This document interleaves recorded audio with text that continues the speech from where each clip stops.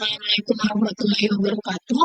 Kembali lagi di video tutorial cara menentukan validitas, realitas, daya beda, dan tingkat kesukaran soal SI menggunakan aplikasi Excel.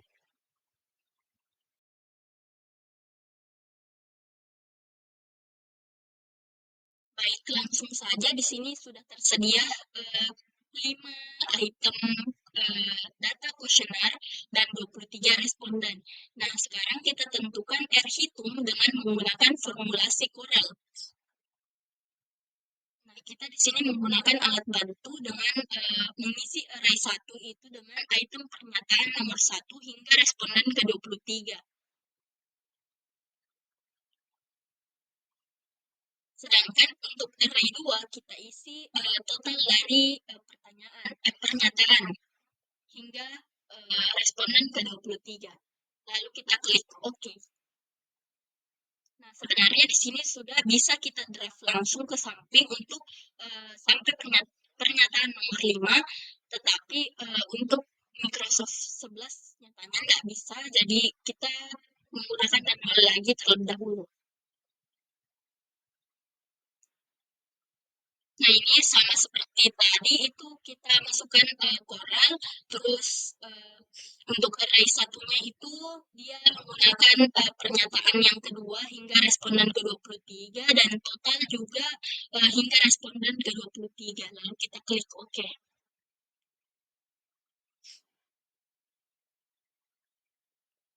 Begitu seterusnya. Lalu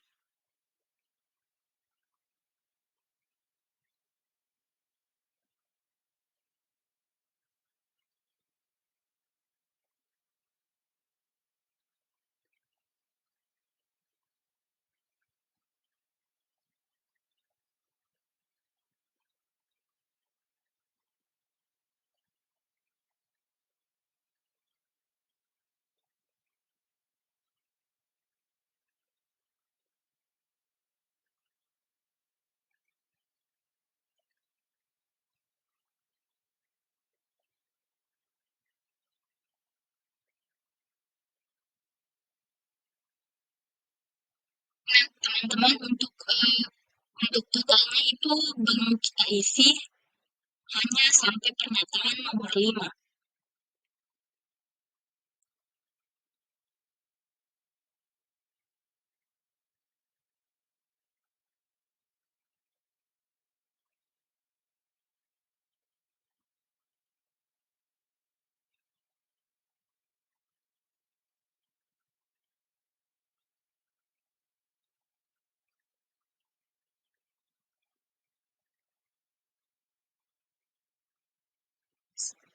Selanjutnya itu kita beralih ke Airtable. Untuk yang bertanya apa itu Airtable, di sini saya sudah menyediakan kolom berupa Airtable, di mana untuk responden ke-23 itu dia menggunakan 0,413. Lalu kita draft saja ke samping hingga pernyataan nomor 5.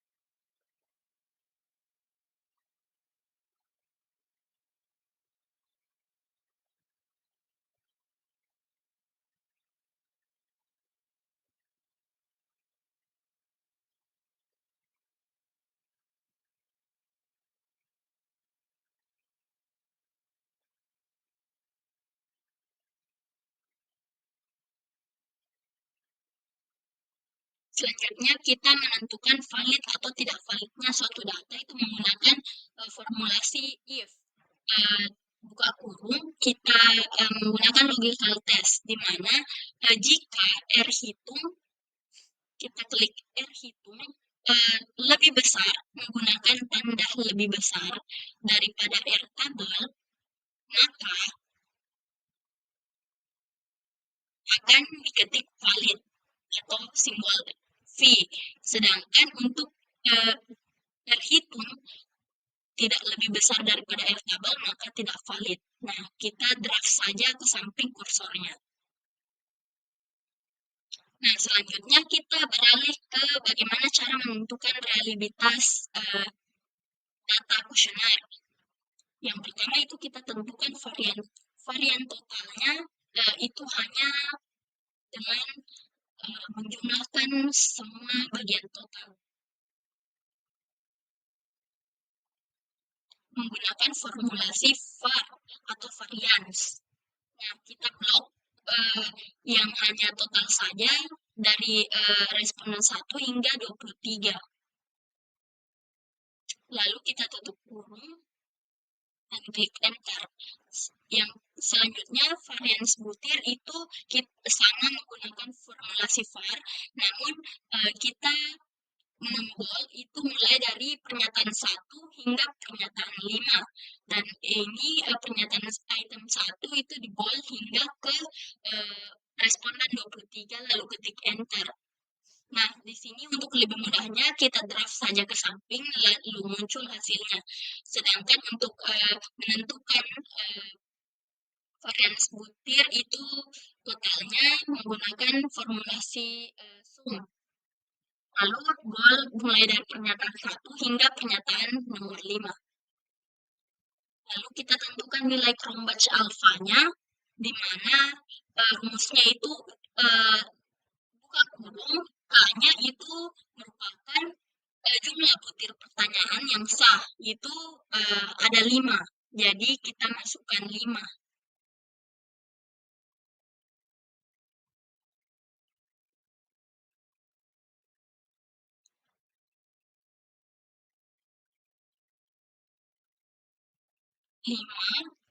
Dibagi, buka kurung lagi, 5 dikurang 1, tutup kurung, lalu dikali, tutup kurung 2 kali, lalu ketik bintang untuk sebagai simbol kali, lalu buka kurung sebanyak 2 kali, lalu ketik 1 dikurang jumlah varians butir, di mana jumlah varians butirnya yaitu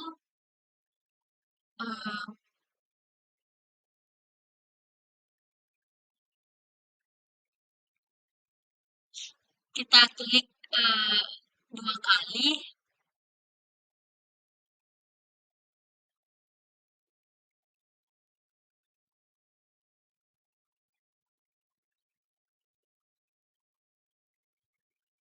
untuk lebih jelasnya teman-teman bisa melihat pada kolom di atas yang di dekat fx. Di situ rumusnya lebih mudah kita lihat.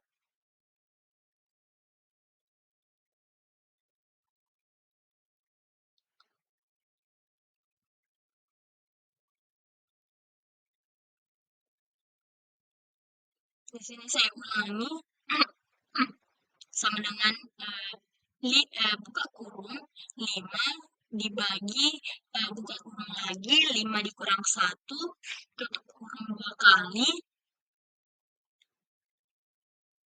lalu kita ketik bintang sebagai simbol kali, lalu kita buka kurung lagi 2 kali, terus 1 dikurang jumlah varians butir itu kita bol untuk item yang terakhir. Lalu dibagi dengan kita bol lagi varians total, lalu tutup kurung 3 kali. Kenapa di sini banyak kurung? Karena untuk lebih membedakan antara pengurangan dengan perkalian dan pembagian. Nah, di sini muncul nilai Cronbach alfanya. Lalu kita masukkan standar, di mana di sini ada keterangan jika nilai Cronbach alfa itu standarnya 0,60. Maka di sini kita lihat nilai Cronbach alfanya itu lebih besar daripada 60, maka dikatakan reliable.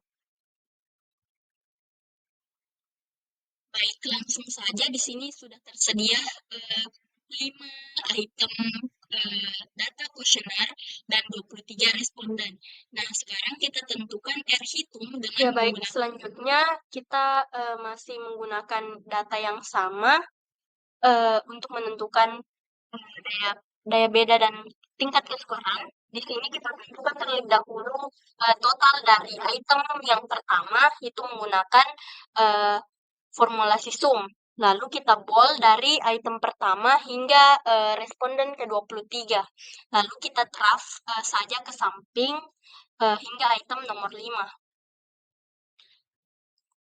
Selanjutnya, skor maksimal kita masih menggunakan 10, lalu kita draft pula ke samping hingga item nomor 5.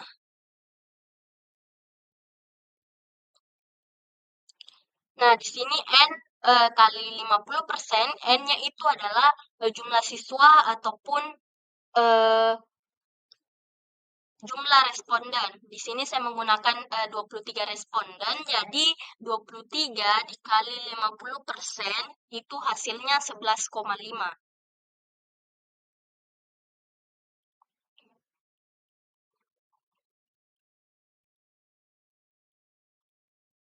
Lalu kita bulatkan menjadi 11.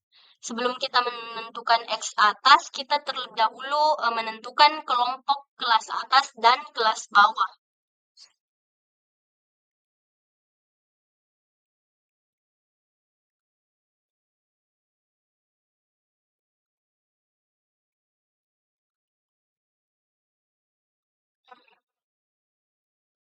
Lalu di sini kita bold dari item nomor 1 hingga total. Lalu kita klik short and filter, lalu kita pilih filter, muncul tanda panah kecil di samping. Lalu kita pilih short dari yang tinggi ke yang terkecil atau yang terendah. Nah, di sini kita bold dari nomor 1 hingga nomor responden 1 hingga nomor 11, lalu kita beri warna biru. Untuk yang di bawah, kita boleh mulai dari nomor 13 hingga 23, lalu kita beri warna peach. Di sini menandakan warna biru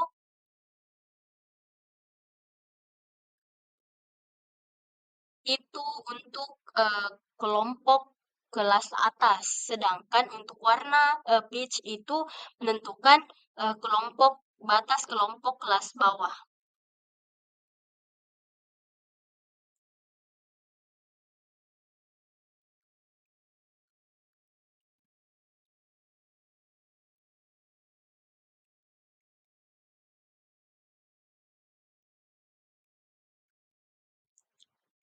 Lalu kita tentukan X atasnya itu dengan menggunakan formulasi average. Lalu kita klik 2 kali, lalu kita bold mulai dari responden nomor 1 untuk item pertama hingga responden 11. Lalu kita tutup kurung, lalu enter. Lalu kita draft saja ke samping hingga item nomor 5. Nah, untuk X kelas bawah itu kita menggunakan manual dengan masih formulasi yang sama, itu average. Lalu kita bold dari item nomor 1 dengan responden 13 hingga 23. Begitu seterusnya dengan manual karena nomor 12 itu tidak kita hitung karena sudah dibagi masing-masing 11.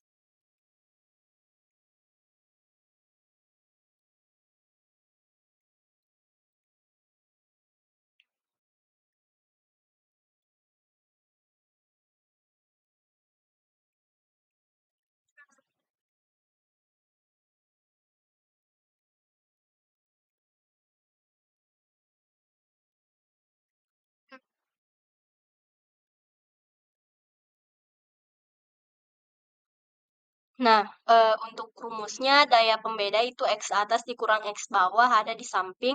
Langsung saja kita masukkan kita klik X atas dikurang X bawah, lalu kita klik bagi jumlah. Itu langsung muncul hasilnya. Kita lakukan kita ubah terlebih dahulu peletakan koma. untuk mengurangi jumlah angka.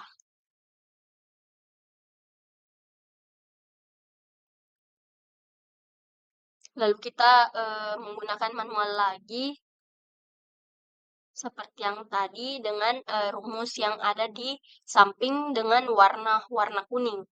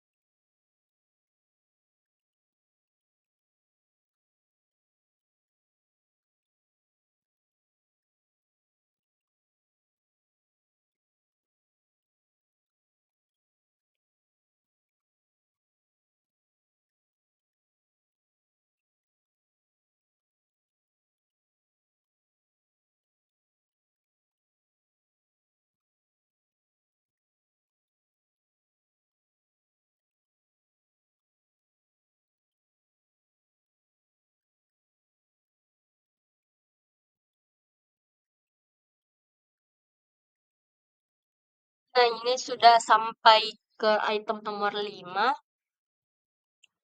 masih dengan rumus daya pembeda.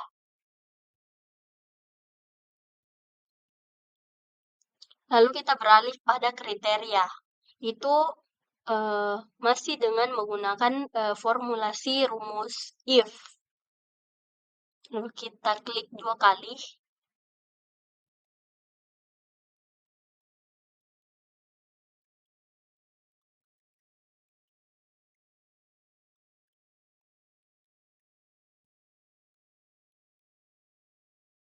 Di mana daya pembeda lebih besar daripada 0,2, maka hasilnya jelek. Lalu, jika sama dengan if, daya pembeda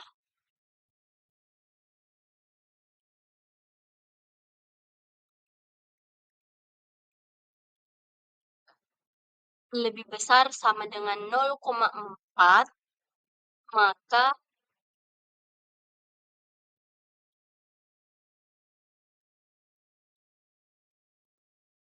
sedang.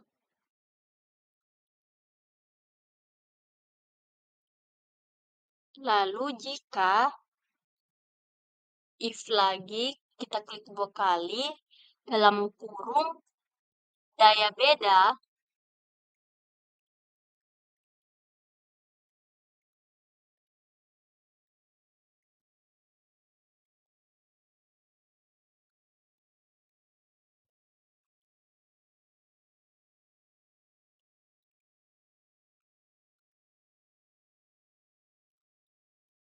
lebih kecil dari 1, maka baik. Makanya itu disimbolkan dengan tanda petik. Lalu kita tutup kurung sebanyak 3 kali lalu di enter. Sini ada pemberitahuan.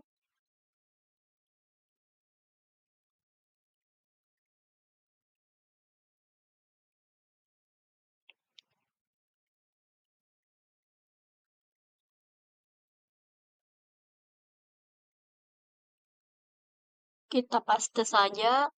karena tadi ada masuk pemberitahuan, lalu kita enter. Nah, di sini daya beda dari soal esai 5 nomor dengan 23 responden itu jelek. Lalu kita beralih kepada tingkat kesukaran.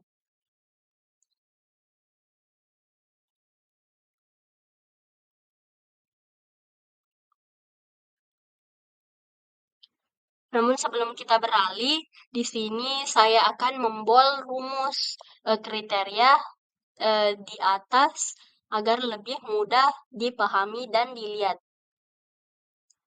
Oke, lanjut teman-teman. Kita menghitung terlebih dahulu rata-rata skor. Di sini sudah saya tentukan, saya memberikan dua rumus, yaitu tingkat kesukaran esai dan pilihan ganda. Namun kita menggunakan tingkat kesukaran soal esai. Rata-rata skor itu kita menggunakan formulasi average lagi, lalu kita bold mulai dari item pertama hingga responden ke-23. Lalu kita draft lagi ke samping hingga item nomor 5. Selanjutnya skor maksimal itu masih menggunakan 10 skor maksimal, lalu kita draft lagi ke samping. Untuk tingkat kesukaran yaitu masih menggunakan kita menggunakan rumus mean dibagi skor maksimum, yaitu rata-rata dibagi skor maksimum, lalu kita draft ke samping.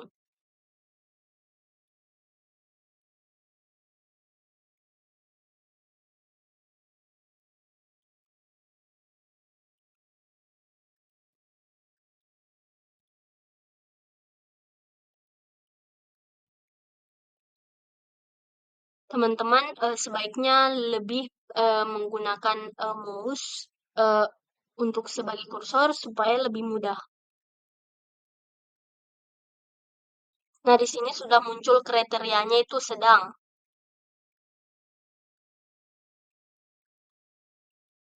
Lalu kita draft pula ke samping.